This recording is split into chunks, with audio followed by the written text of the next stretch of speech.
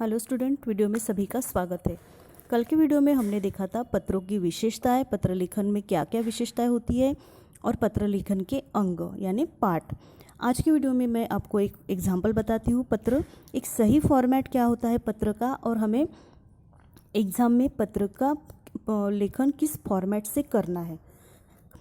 तो यहाँ पर देखिए, औपचारिक पत्र आपको है इस साल। औपचारिक पत्र का प्रारूप, फॉर्मेट ऑफ फॉर्मल लेटर। विषय दिया हुआ है पत्र का स्वास्थ्य अधिकारी को पत्र। जो एक स्वास्थ्य अधिकारी होता है एनएमसी में, तो उस अधिकारी को हमें एक पत्र लिखना है। फॉर्मेट देखो, सबसे पहले यहाँ पे दिया हुआ है 91721 गुरुद्वारा गली, गांधीनगर, दिल्ली 29 अगस्त 2000 क्रॉस किया हुआ है। तो जिस ईयर में हम पढ़ रहे हैं उस ईयर को वहाँ पे हमें डालना है, जैसे 2020। तो यहाँ पर देखिए, मैं आपको समझाती हूँ कि यहाँ पर जो इतना पोर्शन दिया हुआ है यहाँ से लेकर यहाँ तक, तो ये होता है पत्र भेजने वाले का नाम या पत्र भेजने वाले का पता या तिथि। तो ये जो यहाँ पर दिया हुआ है, ये आप अगर किसी को लेटर लिख रहे हो तो आपका यहाँ पर पता और तारीख आएगी, जिस तारीख को आपने पत्र उन्हें लिखा है।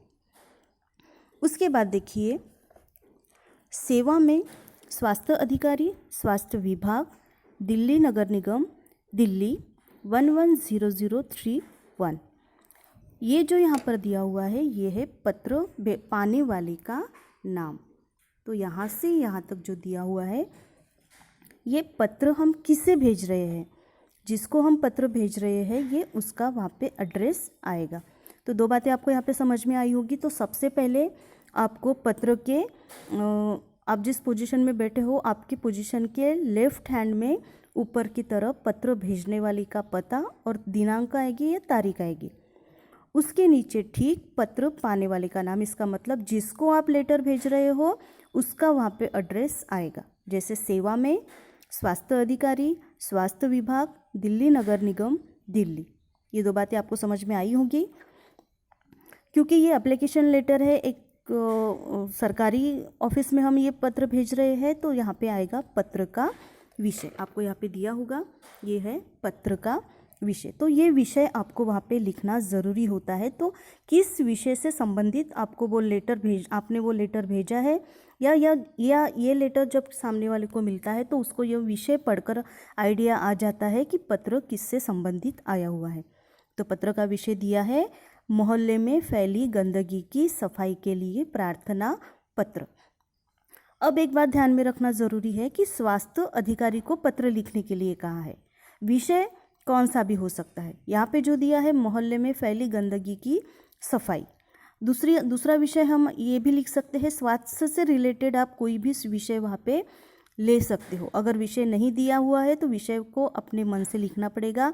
लेकिन स्वास्थ्य अधिकारी अगर वहाँ पे शब्द आया है या स्वास्थ्य अधिकारी को अगर पत्र लिखना है तो आपको स्वच्छता, जो मेडिकल से रिलेटेड प्रॉब्लम होते हैं, जो साफ सफाई से रिलेटेड प्रॉब्लम होते हैं, उससे रिलेटेड वहाँ पे विषय अपने मन से डालना पड़ेगा। अगर विषय नहीं दिया है तो, अगर विषय दिया है तो कोई इशू नहीं है, वही विषय हमको लेकर वहाँ पे लिखना है। तो यहाँ पे देखिए, स्वास्थ्य अधिकारी को पत्र लिखने के लिए कहा है, तो विषय लिया है मोहल्ले में फैली गंदगी की सफाई के लिए प्रार्थना पत्र। आप दूसरा विषय ये भी ले सकते हैं कि आपके मोहल्ले में जो कूड़ादान है या जो डस्टबिन है, जो कचरा पेटी है, उस कूड़ेदान में बहुत सारा कचरा जमा होता है, लेकिन वो कूड़ादान जल्दी से खाली नहीं होता। तो आप विषय में लिख सकते हो कूड़ेदान को जल्दी से जल्दी खाली करवाने हेतु प्रार्थना पत्र। तो ये भी स्वास्थ्य अधिकारी से ही रिलेटेड पत्र जाएगा। यहाँ का विषय है मोहल्ले में फैली गंदगी की सफाई के लिए प्रार्थना पत्र। अब ये विषय हो गया। उसके बाद है संबोधन। वहाँ पे दिख रहा होगा संबोधन आपको, जैसे यहाँ पे दिया हुआ है महोदय। तो जो अधिकारी है उनको आदरणीय भी लिख सकते हैं, उनको माननीय भी लिख सकते हैं, उनको महोदय भी लिख सकते हैं, क्योंकि हम उनको पहचानते नहीं हैं। हमारे लिए वो सामने वाला जो है अननोन पर्सन रहता है, इसलिए हम उनको प्रिय या प्यारे ऐसा कुछ भी शब्द नहीं लिख सकते, क्योंकि ये फॉर्मल लेटर है, इनफॉर्मल लेटर नहीं है। तो इसके लिए संबोधन में जाएगा महोदय, माननीय, आदरणीय। उसके बाद है विषय वस्तु पत्र लिखने का कारण। जो मेन टॉपिक है उस टॉपिक की शुरुआत अब यहाँ से हो रही है। तो सबसे पहले देखिए, मैं गांधीनगर में रहता हूँ, इस पत्र के द्वारा एक महत्वपूर्ण बात की ओर आपका ध्यान आकर्षित करना चाहता हूँ। अब देखिए, उन्होंने डायरेक्ट टॉपिक को एक्सप्लेन नहीं करना स्टार्ट किया। यहाँ पे कुछ बातें कही है कि मैंने ये पत्र किससे संबंधित लिखा है, वो बात यहाँ पे बता रहा है कि मैं गांधीनगर में रहता हूँ और इस पत्र के द्वारा मैं आपको एक सूचना देना चाहता हूँ या इस पत्र के द्वारा एक बात के और आपका ध्यान आकर्षित करना चाहता हूँ। दूसरा पैराग्राफ देखिए, पिछले कुछ दिनों से हमारे मोहल्ले में गंदगी बहुत बढ़ गई है। यहाँ कूड़ा डालने के लिए सिर्फ एक ही कूड़ेदान है। उसके भर जाने पर उसके आसपास कूड़ा जमा होता रहता है। तो यहाँ देखिए, कूड़ेदान का भी जिक्र आया हुआ, जैसे कि मैंने विषय बोला है तो ये विषय भी यहाँ पे आया हुआ है कि कुछ दिनों से हमारे मोहल्ले में गंदगी बहुत बढ़ गई है और यहाँ का जो कूड़ा डालने का कूड़ादान है वो भर जाने की वजह से उसके बाहर भी कूड़ा जमा होता रहता है। उसके बाद देखिए, नगर पालिका के कर्मचारी केवल कूड़ेदान का ही कूड़ा भरकर चल देते हैं। इससे इधर उधर पड़ा हुआ कूड़ा सड़ता रहता है और उससे भारी बदबू आती है और मच्छर भी पैदा होते हैं। तो यहाँ पे देखिए, उसने स्वास्थ्य से रिलेटेड यहाँ पे बातें कही है, यहाँ से लेकर यहाँ पर। तो यहाँ पे हम ये देख सकते हैं कि जो विषय दिया हुआ है उस विषय के अनुरूप ही उन्होंने वहाँ पे बातें कही है। इधर उधर की कुछ भी बातें हमें वहाँ पे दिखाई नहीं देती। आगे देखिए,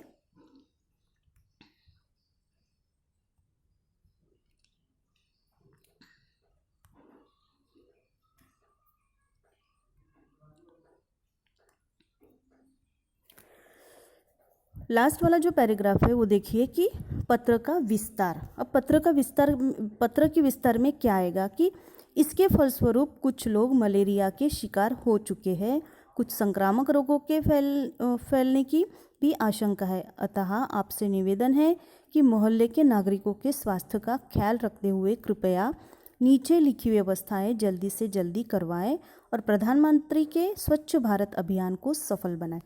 तो यहाँ से हम यहाँ पर देख सकते हैं, इतना जो पोर्शन दिया हुआ है यहाँ पर हम देख सकते हैं कि किस तरह से उन शब्दों के द्वारा या उन वाक्यों के द्वारा हमें ये पता चलता है कि सामने वाला हमको विनती कर रहा है, रिक्वेस्ट कर रहा है। तो ये बातें हमें ध्यान में रखनी है फॉर्मल लेटर में कि जो भी आप सरकारी अधिकारी को एप्लीकेशन लिखते हो उस एप्लीकेशन लेटर में विनती दिखनी चाहिए, रिक्वेस्ट दिखनी चाहिए, तो उसे ही हम औपचारिक पत्र कहेंगे। उसके बाद कार्य संपादन का आग्रह। उन्होंने स्वास्थ्य अधिकारी को एक और रिक्वेस्ट की है, एक आग्रह किया है कि कौन से काम उनको करना ज़रूरी है कि मोहल्ले में कूड़े के एकत्रीकरण के लिए कम से कम 2 कूड़ेदान रखे जाए। उसके बाद महानगर पालिका के कामगार दिन में कम से कम 2 बार सफाई के लिए अवश्य आए। मीन्स महानगर पालिका के जो वर्कर्स होते हैं वो 2 दिन में, हफ्ते में 2 बार तो भी सफाई के लिए वो अवश्य आए और बार बार उस पर कीटनाशक छिड़काने का प्रबंध करें। आशा ही नहीं, विश्वास है कि आप तुरंत ही इस दिशा में उचित कार्यवाही करेंगे। तो यहाँ से लेकर यहाँ तक देखिए, उन्होंने ये भी मेंशन किया है कि कौन से काम करने से ये सारी समस्याएं हल हो सकती है, लेकिन इसके लिए आपका सपोर्ट या आपका सहयोग आवश्यक रहेगा। तो यहाँ पे 2-3 बातें यहाँ पे दिए हैं जो पत्र लिख रहा है उसने कि कूड़ेदान में मोहल्ले में कूड़े के एकत्रीकरण के लिए कम से कम 2 कूड़ेदान चाहिए। जो आपके कामगार है, जो आपके वर्कर्स है, वो कम से कम 2 बार अगर सफाई के लिए आते हैं तो ये सारी चीज़ें नहीं होंगी और बार बार वो कीटनाशक छिड़काते हैं तो उसमें भी वो जो गंदगी है वो इधर उधर नहीं फैलेगी। उसके बाद दिया हुआ है धन्यवाद सहित। लास्ट में जो दिया हुआ है ये है धन्यवाद सहित। पत्र लिखने वाले का नाम, हस्ताक्षर या पद या नाम, भवदीय क ख ग। यहाँ पे एक बात ज़रूरी मैं आपको बताना चाहूँगी कि एग्ज़ाम में आप लोग अगर पत्र लेखन करोगे तो आपको एक बात का ध्यान रखना है, आपका नाम वहाँ पे मेंशन नहीं करना है। भवदीय करके या आपका आज्ञाकारी या आपका हितचिंतक करके क ख ग XYZ अब क ये सारी बातें लिखनी है। आपका नाम आपको मेंशन नहीं करना है, आपका भी नहीं करना है, आप अगर आप चाहोगे कि मैं मेरा नाम नहीं लिखूँगा लेकिन मैं अपने दोस्त का नाम लिखूँगा, तो किसी का भी नाम यहाँ पे नहीं आना चाहिए। उसके लिए आपको यहाँ पे एक टिप दी हुई है, ये वाला जो आप अगर पैराग्राफ पढ़ोगे तो यहाँ पे आपको एक टिप दी हुई है। मैं रीड करके समझाती हूँ आपको कि एग्ज़ाम में आपको किस तरह से लेटर राइटिंग में क्या क्या लिखना है। एक सूचना है कि परीक्षार्थियों के लिए आवश्यक निर्देश है कि जब वे परीक्षा भवन में बैठकर पत्र लिख रहे हो तो उस समय अपने पते के स्थान पर बाईं ओर परीक्षा भवन का शब्द प्रयोग करें, परंतु जब वे घर में बैठकर निजी रूप में औपचारिक या अथवा अनौपचारिक पत्र लिखते हैं तो पत्र के ऊपर बाईं ओर अपना पूरा पता लिखें तथा पत्र के अंत में क ख ग के स्थान पर अपने नाम का प्रयोग करें।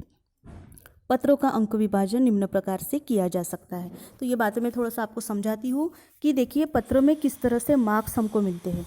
एक अच्छा अगर हम लेटर राइटिंग करते हैं या अच्छा पत्र लेखन करते हैं एग्ज़ाम में तो किस तरह से मार्क्स हम ले सकते हैं। तो 5 मार्क्स का ये क्वेश्चन रहता है पत्र लेखन का। तो देखिए प्रारंभ की, समापन की औपचारिकताएं, पता, दिनांक, संबोधन या समापन, उस पे है 2 मार्क्स। विषय सामग्री, जो टॉपिक दिया है उससे रिलेटेड अगर आपका लेटर होगा, उससे बाहर आपका लेटर नहीं जा रहा है, उसके लिए 2 मार्क्स। और भाषा की शुद्धता, भाषा कम से कम शब्दों में आपने वो बात कैसे आगे वाले के सामने रखी है, भाषा आपने कितनी शुद्धता से यूज़ की हुई है, कितनी भाषा आपकी सरल है, स्पष्ट है, इसके लिए आपको रहते हैं 1 मार्क। तो इस तरह से आपको ये 5 मार्क का क्वेश्चन होता है। दूसरी बात और एक ध्यान में रखनी है कि यहाँ पे मैंने आपको समझाया कि स्टूडेंट के लिए क्या करना है। तो यहाँ पे दिया हुआ है कि अगर आप एग्ज़ाम हॉल में जाते हो, वहाँ पे बैठकर अगर पत्र लिखते हो तो 22 स्थान के पत्र के 22 स्थान पर आप क्या करोगे, परीक्षा भवन का शब्द प्रयोग करोगे। यहाँ पे जो दिया हुआ है ना, ये जो एड्रेस दिया हुआ है ना, यहाँ पे आपको लिखना है परीक्षा भवन और उसके बाद दिनांक और उसके बाद परीक्षा भवन, उसके बाद स्थान, जैसे परीक्षा भवन नागपुर, दिनांक, बस इतना ही एड्रेस आपको वहाँ पर लिखना है, उससे ज़्यादा एड्रेस नहीं लिखना है। लेकिन हाँ, अगर आप पर्सनली किसी को लेटर लिखते हो, औपचारिक या फॉर्मल लेटर आप किसी को लिखते हो किसी सरकारी विभाग में, तो आप वहाँ पे अपना एड्रेस मेंशन कर सकते हो। लेकिन एग्ज़ाम हॉल में आप जब जाओगे तो आपको ये बात का ध्यान रखना है कि आपको इस यहाँ पे ऊपर परीक्षा भवन नागपुर, दिनांक, जो दिनांक रहेगी, जिस तारीख को आपको पेपर रहेगा वो दिनांक वहाँ पे आ जाएगी। तो इस सारी बातों को आपको ध्यान में रखना है। ये फॉर्मेट मैं आपको भेज दूँगी, आपको अच्छे से उसको रीड करना है और उसके साथ में और 2-3 टॉपिक दूँगी पत्र के, जिसको लिखकर वो मुझे आपको सेंड करना है, ठीक है। तो यहाँ पे हमारा जो फॉर्मेट है वो समाप्त होता है। इससे रिलेटेड होमवर्क मैं इसके साथ आपको भेज दूँगी। Thank you.